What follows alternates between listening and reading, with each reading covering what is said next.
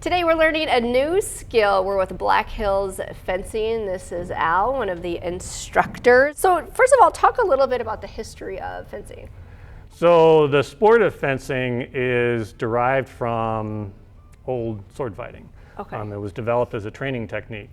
And so some of the rules that we follow are based on the idea that you have to defend yourself. And we call those the rules of right of way. Okay. And so when somebody makes an attack, if you don't want to get hit yourself, you have to defend yourself. And so two of the weapons we practice have those rules that you have to follow. Okay. The third weapon is a little more, I don't want to call it haphazard, but it's a little more open. There aren't the rules to defend yourself, but you still have that same threat. If they hit you while you're hitting them, you both get a point.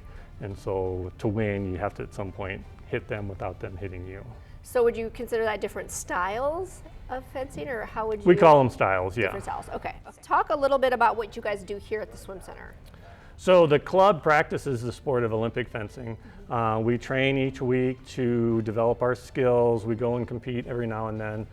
We also teach beginners classes to people who've never learned the sport before, who are interested in learning it. We offer 2 classes a year, one in the fall, one in the spring, and we open it to anybody who's interested. And we get a wide mix of people, anything from young kids to old people. Whoever is interested in learning, we will teach them. Okay, that was my next question, was how young do you sort of start at? So we set an official minimum age of 12, and that's simply because we want them to be able to jump in and work with other people. And 12 is sort of that age where they're capable to hold the gear, interact with adults, and not necessarily feel uncomfortable. Now you mentioned if somebody might be a little bit interested, just a little inclination, they could sort of come down, try it once, there's no obligation sort of. Right, so anybody's welcome to come down and watch our practices. I'll talk to them, I'll show them the weapons, we'll give them a 5-minute spiel about what we do and why we do it. When we offer our classes, the first class is always no obligation. We want people to come check it out.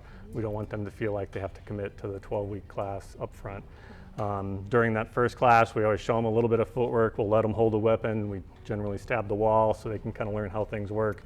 Don't always suit them all the way up because it just takes too much time to do that up front. The one caveat I tell people is that what we do is not what you see in the movies. We call it sword fighting, but it's really kind of a glorified game of tag with rules. And so it's less about swinging the sword and more about doing the precise movement to land the weapon where you want it to be. So it's definitely a long journey to becoming good at it. I've been doing it for a long time, and I still will never win all my bouts. It's like a lot of martial sports. It's more about the journey than it is the destination. It's about learning and continuing to learn and finding some of those subtleties that you didn't see before and learning how to apply those. Neat, I like that. Okay, and then if folks want more information on the club, where should they go? Website, blackhillsfencing.com. We're on Facebook at Black Hills Fencing. Ready Fence, there you go.